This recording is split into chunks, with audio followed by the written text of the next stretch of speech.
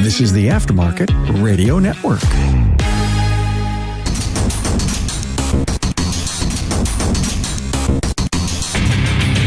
Welcome, everyone, to yet another episode of Diagnosing the Aftermarket ASE.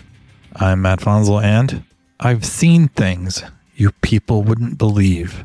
Attack ships on fire off the shoulder of Orion. I watched sea beams glitter in the dark near the Tannhauser Gate. All those moments will be lost in time, like tears in the rain. Time to die. That and more after a word from our sponsor, NAPA Autotech Training. Let NAPA Autotech's Build-A-Tech program, like Build-A-Bear, help you turn your general technician into a moneymaker for your shop. Make them a profitable member of your team. Go to napaautotech.com for more details. Is that maybe like the best line or monologue in the history of cinema? I mean, seriously, hopefully you know what that's from, and if you don't, it's too good not to tell you. As Blade Runner. And if you don't know the story of that line, I love this stuff. I can't get enough of this stuff. That they're shooting this scene, it's not working. The script, what he's supposed to say is just, it's not working.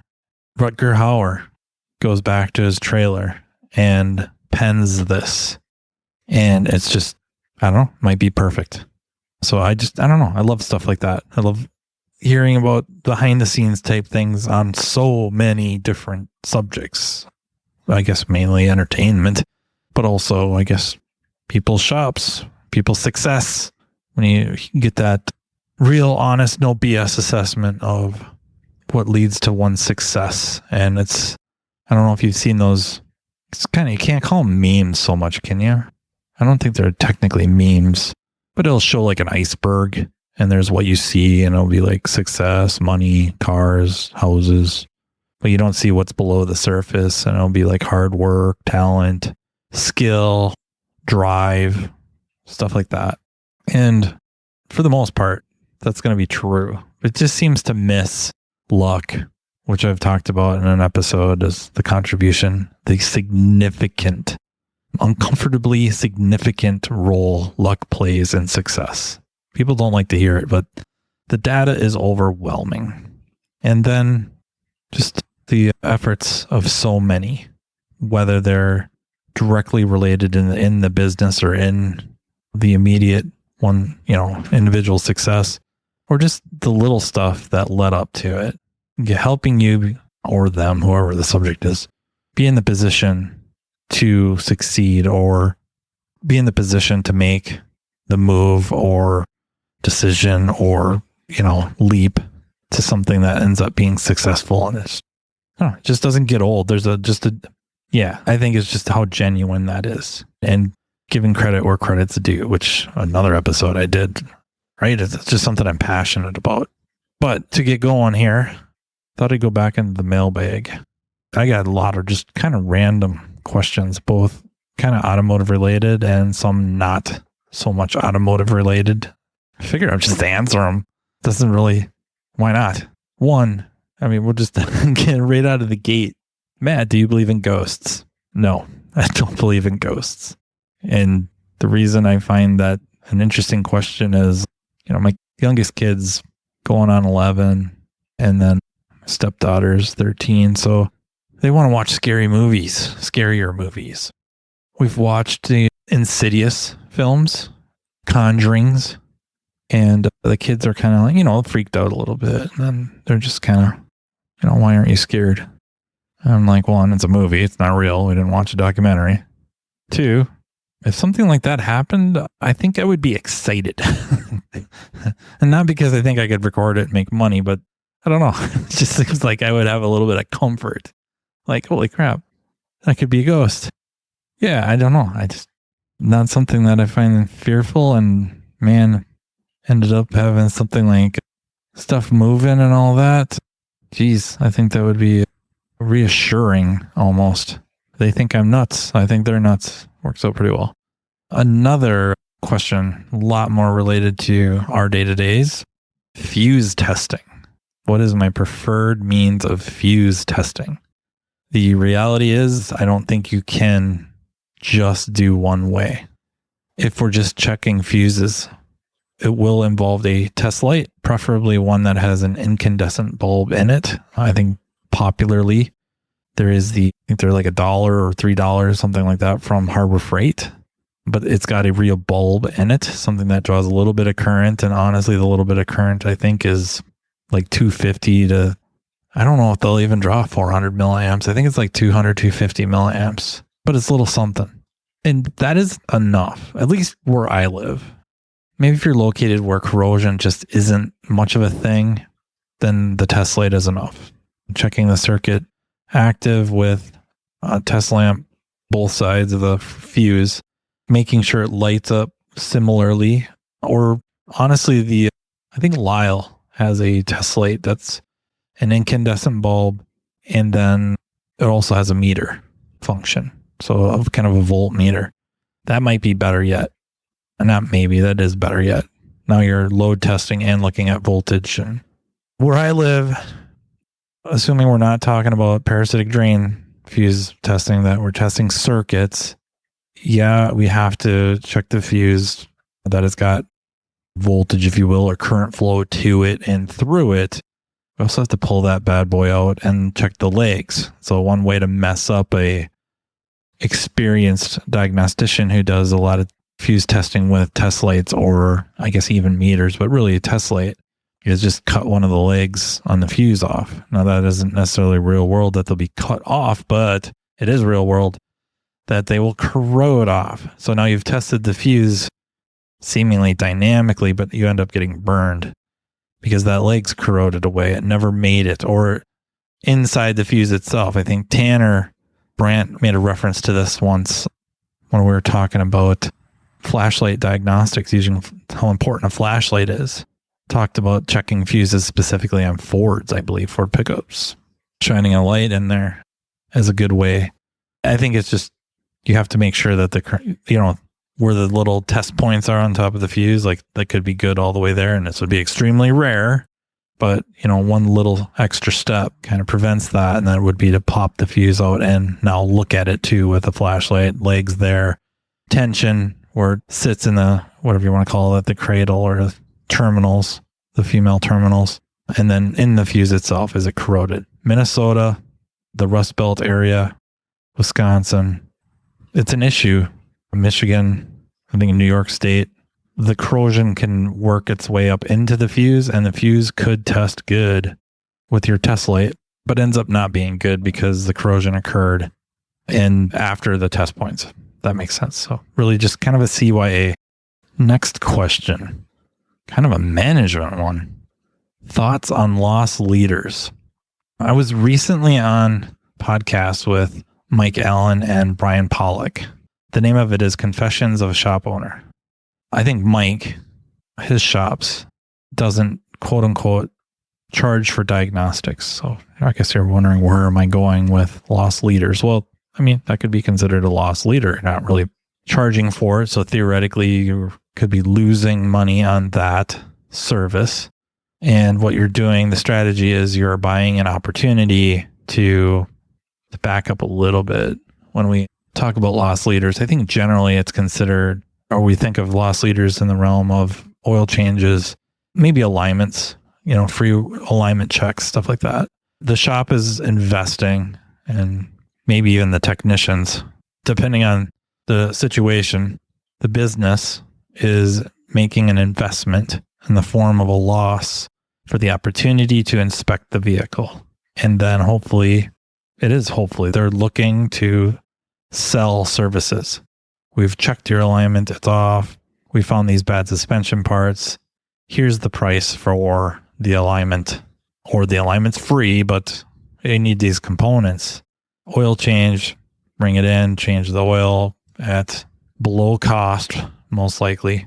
The opportunity to look over the vehicle is with a courtesy inspection. You might have to be careful about calling them safety inspections due to liability concerns. I'm not saying for sure you do have to. It's just worth researching to make sure you're not setting yourself up just because of wording. So I think most businesses, you're really supposed to kind of have an attorney on retainer, and that would be a good time to ask, find out, call the Attorney General office, find out are you setting yourself up if you call this a safety inspection? You might have to just change the wording to courtesy inspection. NAPA Autotech training sessions are being conducted day and night in a town near you. This training caters to every level within your organization, be it a mechanical assistant, a mechanical specialist, a technology specialist, or a driver safety calibration specialist. Imagine a one-stop shop training partner in NAPA Autotech that will lead your team to a path to greatness. Autotech's entry-level Build-A-Tech classes convert the untapped potential of your new hires into money-making mechanical specialists. Autotech's higher-level tech update classes introduce specialists to the world of ever-changing technologies, which prevents your shop from getting technologically stagnant. Remember, if you're not moving forward, you're falling behind. And, turning to the front of the store, the Autotech Service Advisor class is an awesome way to hone your client advocate skill set, ultimately benefiting the customer through an improved vehicle repair experience. But it doesn't stop there.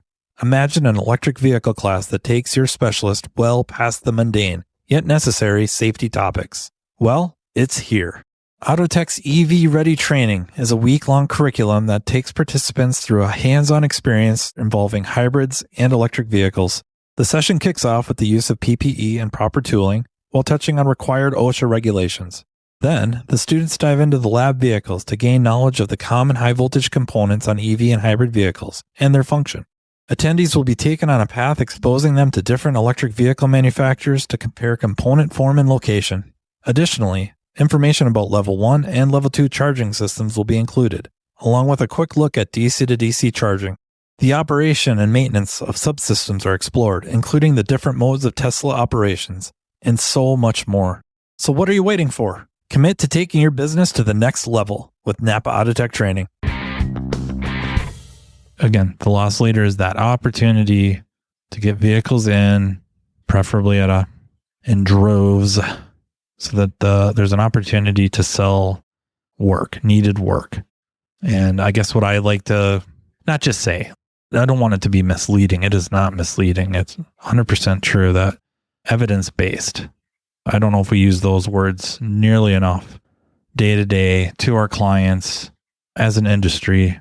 Evidence-based, making evidence-based suggestions, recommendations. And that evidence could be hygrorefractometer, looking at coolant concentration. It could be pH strips or meters for coolant acidity, checking the voltage of the coolant. I don't mean to hyper focus on coolant, but tread depth, cracks per inch on serpentine belts, oil leaks, you name it, evidence-based. I can show you why I recommend this, that, or the other. That could also include, we'll call it service information, but also manufacturer recommendations, which could be the owner's manual. So that would be evidence-based. The manufacturer of this vehicle recommends that the transmission filter and fluid get changed every 120,000 miles or every 60,000, whatever it is. It doesn't matter. That would be evidence-based. I can show you where I'm getting this information, why this is recommended. Trust, over time, I'm continuously showing you why I recommend what I recommend. From a diagnostic standpoint, here's a waveform. Here is scoping secondary ignition. So maybe just a paddle probe on number 1 coil, and you can see all the hash. This is due to, arcing, internal failure of the coil, spark plugs, something like that. And here's what it should look like. This is off cylinder number 3.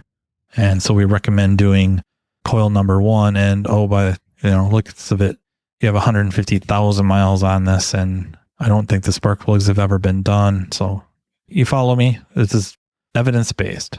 So am I against loss leaders? Against is such a strong word. To me, it's just, all that stuff just comes down to equations. And that's what I said on Mike and Brian's podcast, that there's so many different ways.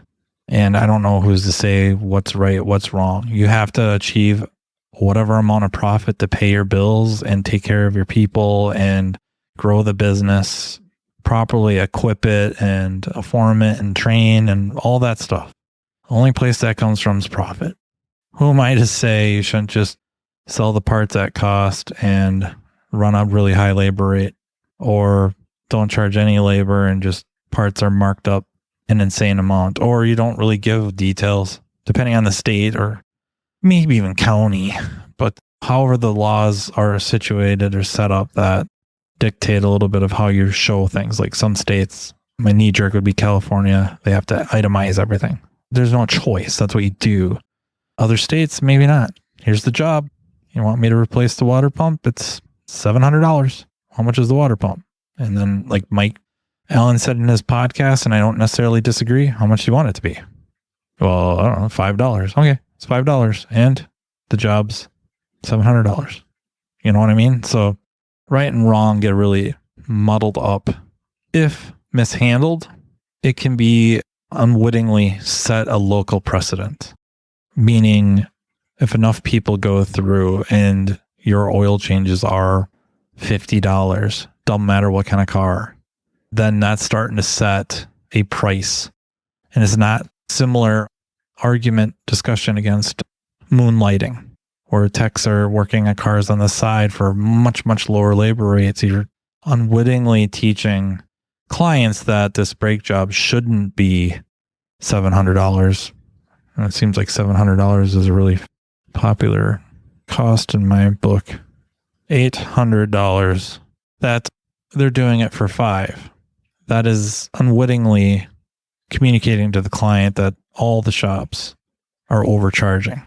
It fails to consider overhead and so many other things, right? That's a concern, that if you're doing that, the loss leader like that it sends a message that we're overcharging for this anyways. So now we can do it for this much, much lower price. Yeah, it just kind of sets the market, if you will, arbitrarily low. It devalues things. There's no way around it. It devalues things. And I'm not saying like that's in a sinister fashion. It's what it is. If you give away things, you start devaluing it, be it services or information, whatnot. It loses its value. I hate to say anything is inherently bad, but it certainly can be. And I don't know that the shop that is doing the loss leaders is obligated to educate the customer at the front desk while they're selling this at such a low price that it's part of a marketing strategy, and that the shop down the street charging $100 is not gouging you. We'd like to see that in general anyways, namely if it's the truth, where we're not throwing each other under the bus. We still do that at a rate that blows my mind how quickly and easily people in general will just, I don't know, slit their own throat. That's what they're doing. I hope that answered that question. Cell phones in the shop. Yeah. I think you got to have them. Some people have run their shop management systems, so that's the tech's easiest, quickest way to have access to them. They got cameras, sometimes better cameras in their phones than some of the tablets, especially with the flash bulb, if you will, capabilities.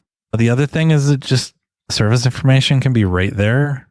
You can be creative in the use with the camera, meaning you can't quite see something, turn the camera on, use it almost like a mirror, of course, the flashlight. So yeah, I guess we have them, and sometimes they're a distraction and sometimes they're not. It benefits everyone to not let them become a distraction in our shop, mainly because everybody gets a little bit of a piece of the profit every month through profit sharing. So it really does not benefit them to let anything become too much of a distraction. It ends up being a poor long-term decision. So yeah, honestly, we don't see a whole lot of it.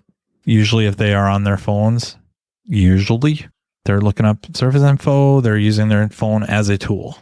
Have I heard about techs getting sidetracked with the Facebook marketplace? You know, absolutely. And they got to own up to it and figure out why, and why not just wait.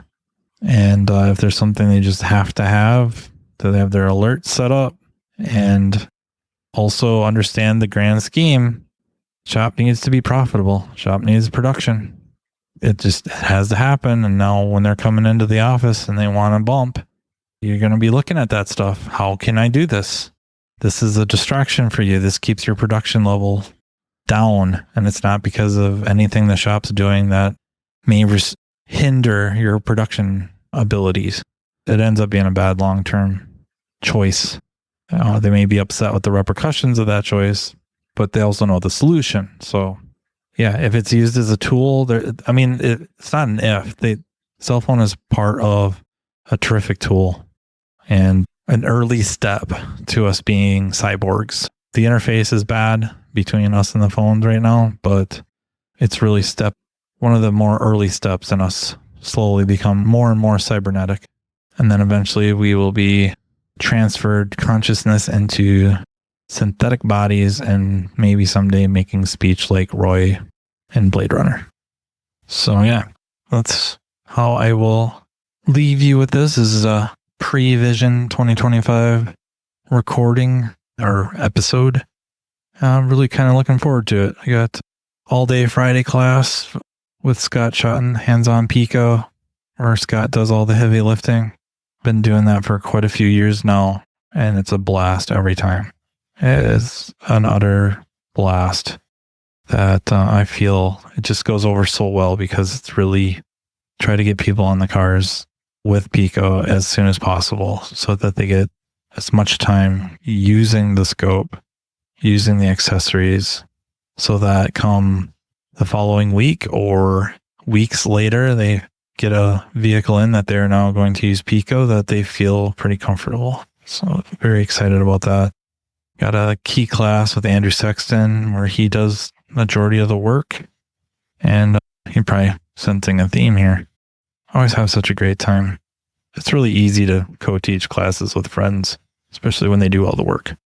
And then Tech Talks this year I'm very excited about because I have Garrett Jacobson is going to talk about HP tuners as a diagnostic tool. And if you remember in my scan tool list, I think HP tuners was an honorable mention because I just think it's a wildly underutilized tool that has, it's not, whatever that means, costly. It's low enough cost that it's not unreasonable for a tech to make the purchase.